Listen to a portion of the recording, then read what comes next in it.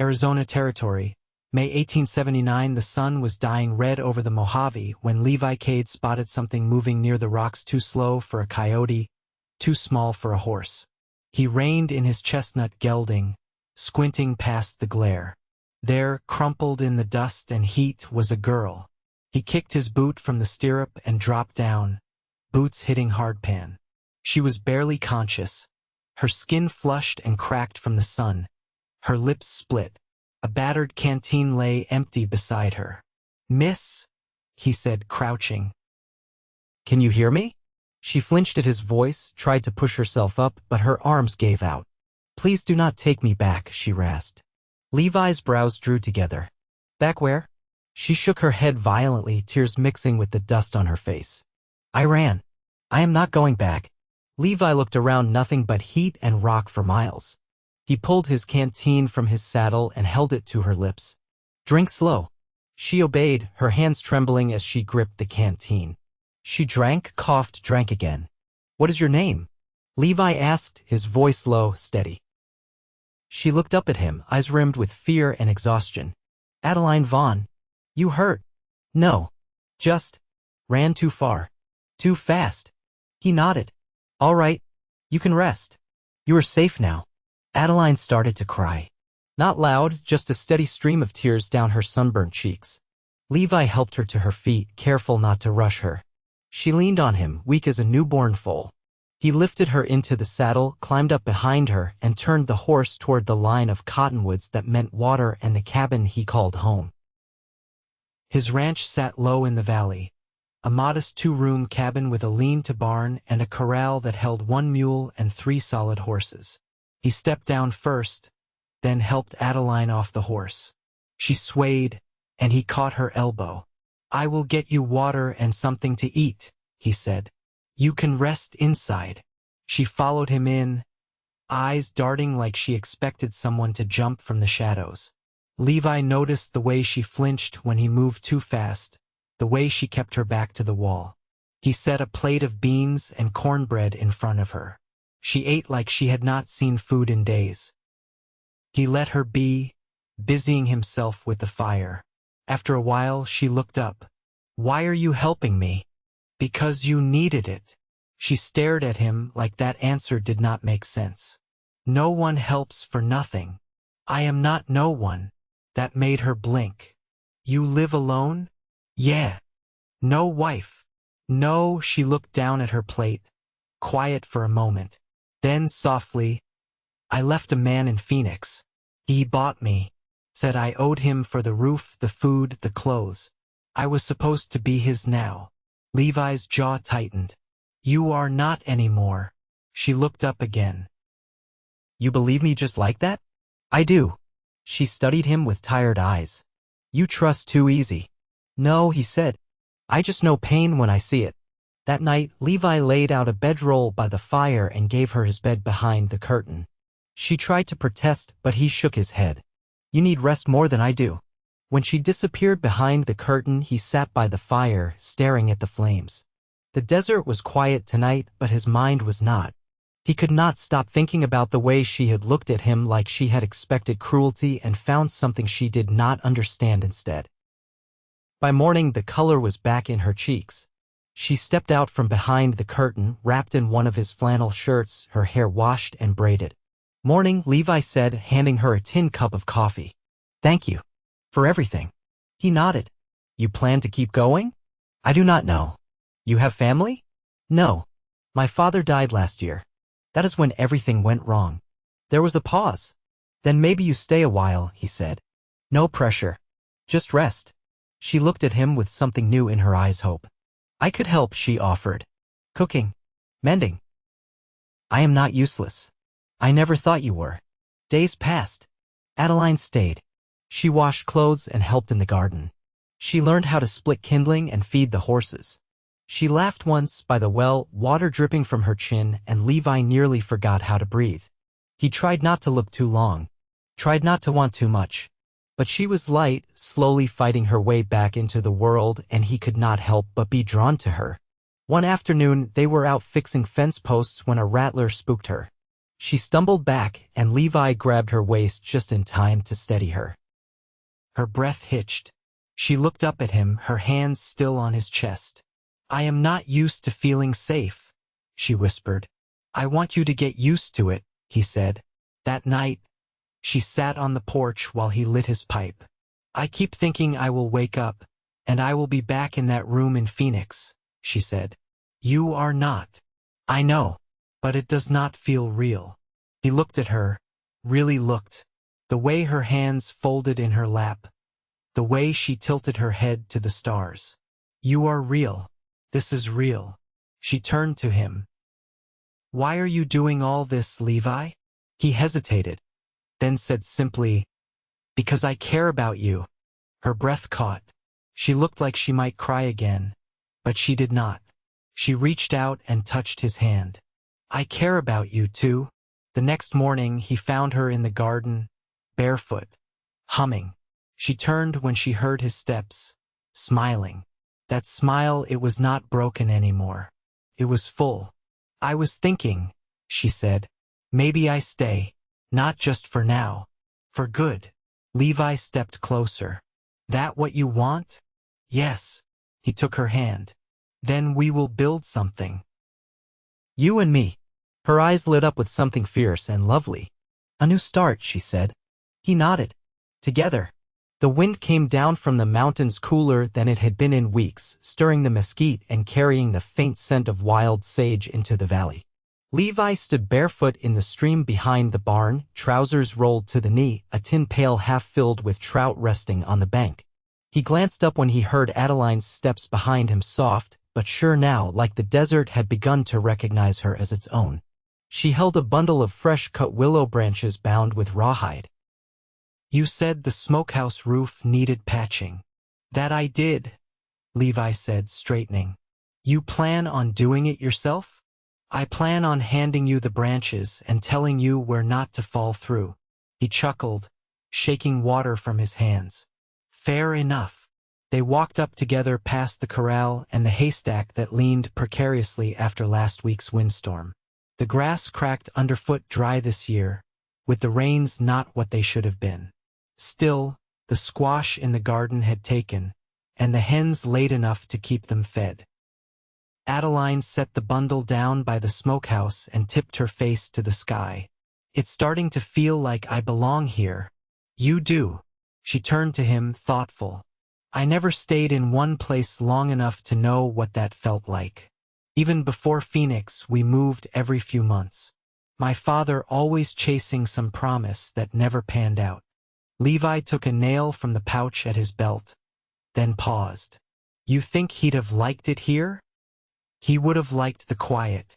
He never could stand cities. Not after the war."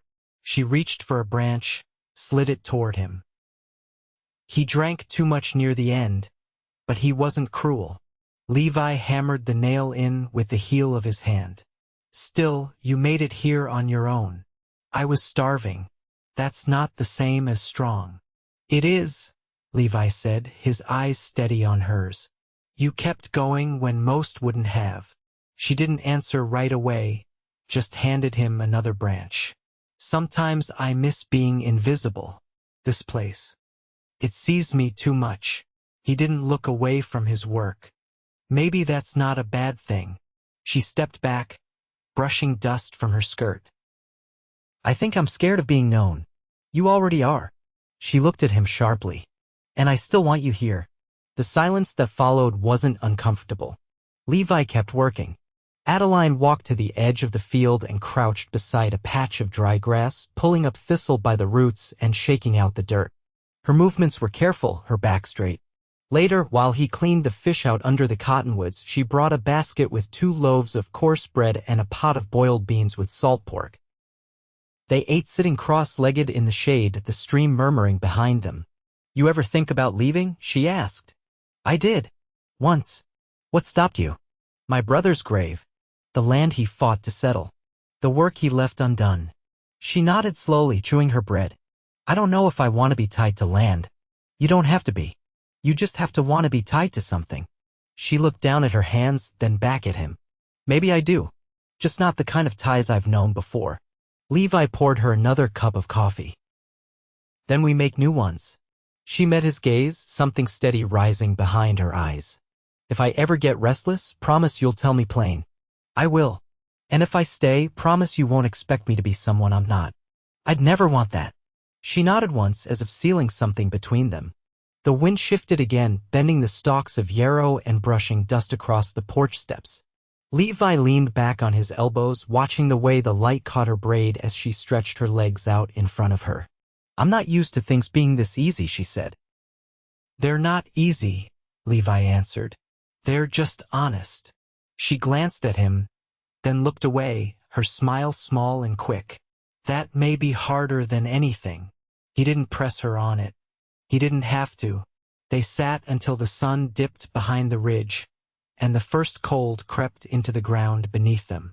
When he stood, she took the basket without being asked. Neither of them said anything more as they walked back to the cabin. They didn't need to. The quiet had become something shared, not empty, a space wide enough for both of them to breathe. The late summer heat had broken with the first clouds of August, and the sky had shifted from brass to pewter. Levi stood in the barn doorway, sleeves rolled to the elbow, watching as Adeline stitched canvas along the wagon bench. Her needle moved in smooth, certain lines, and her brow furrowed in concentration. You done work like that before? He asked, stepping closer. She didn't look up.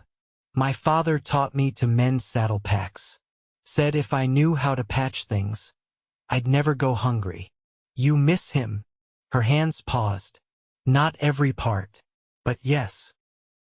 Sometimes. He nodded, leaning against the post.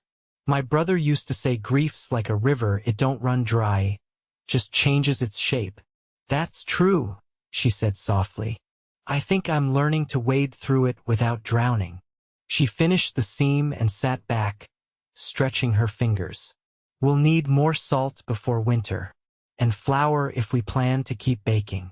I was thinking of riding into Prescott next week, Levi said. Could take the wagon.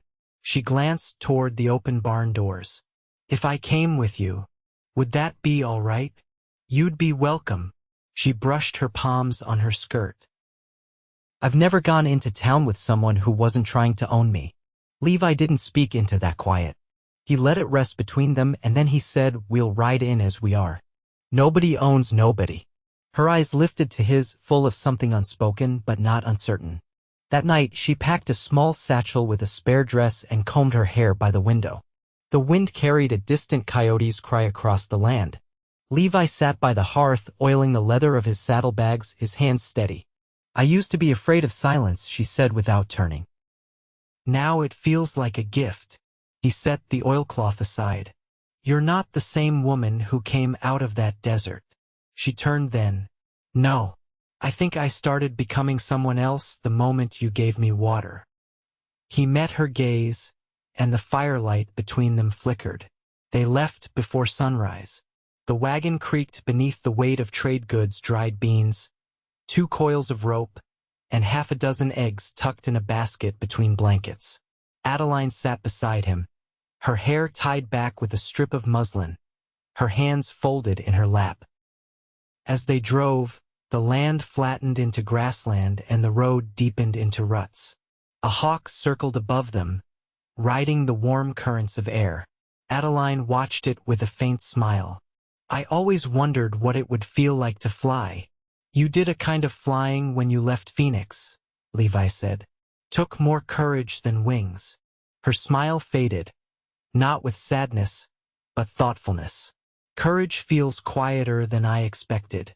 It's not loud at all. They reached Prescott near noon, the streets busy with wagons and horses, and the smell of tannery and sweat thick in the air. Levi tied the mule outside the mercantile and helped her down. Inside, she moved carefully among the shelves, eyes scanning each item with the care of someone who had once measured every bite. Levi watched her from a distance, letting her have the space to choose without pressure. She set a sack of flour on the counter, then added a jar of apple preserves with a hesitance that made his chest ache. Outside, she paused near a stall selling cloth. Her fingers ran over a bolt of dark blue calico. "You can have it," Levi said from behind her. "I don't need it. That's not what I asked." She turned. "I'm not used to wanting things. Maybe it's time you start." She looked at the fabric again, then nodded once. "All right." They rode out of town just as the sky began to color with evening. The wagon moved slower under the added weight, but neither of them minded. The calico was folded in her lap, her fingers brushing it now and then like it was something precious. Halfway home, they stopped by a dry creek bed to water the mule and stretch their legs. Levi poured the last of the coffee from the tin jug and handed her a cup. She sipped, then said, "I didn't expect to feel proud of myself." "You should be," Levi said. "You've built a life out of ruin." She looked at him, eyes steady. "So have you." The moon rose behind them, casting silver over the land. They didn't speak again until they reached the cabin, and she stepped down from the wagon with a quiet sigh. "I think I'll make curtains from that cloth," she said, glancing toward the cabin window. He smiled, small but sure. "They'll look fine there." Her hand brushed his as they reached for the same basket. She didn't pull away. "I'm not afraid to stay anymore," she said. He held her gaze. "Then stay." She nodded, fingers curling around his. "I will." September brought a different stillness to the valley, less harsh than summer, but no softer.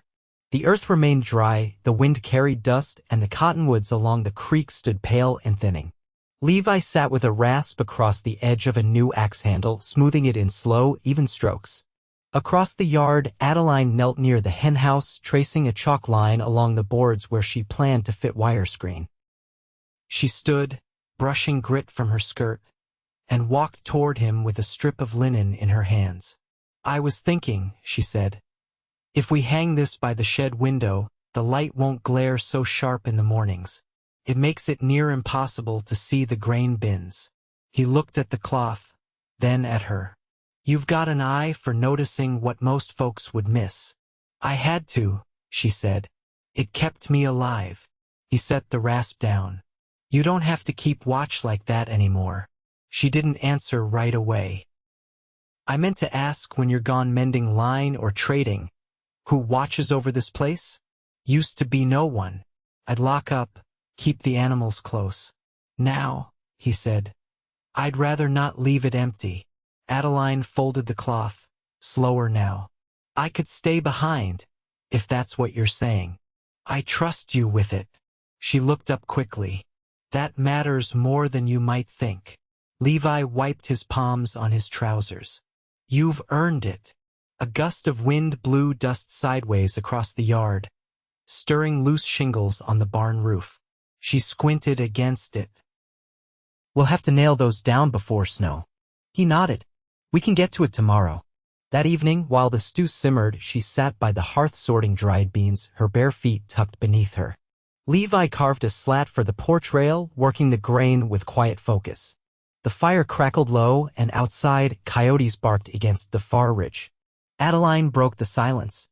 "I was 16 when I first understood the way men look at a girl who's got no one to speak on her behalf." Levi kept his eyes on the wood.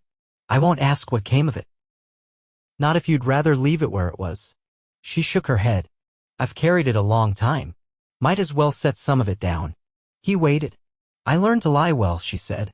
"To keep men guessing just enough to be safe. But it doesn't feel right here." He looked up. "You don't have to be careful with me." "I know. That's what scares me." Her voice was quiet but sure. "Not the danger. The safety." Levi set the carving knife aside. "You've had to survive by hiding. But you're not hiding now." She met his gaze, steady. "I don't want to be."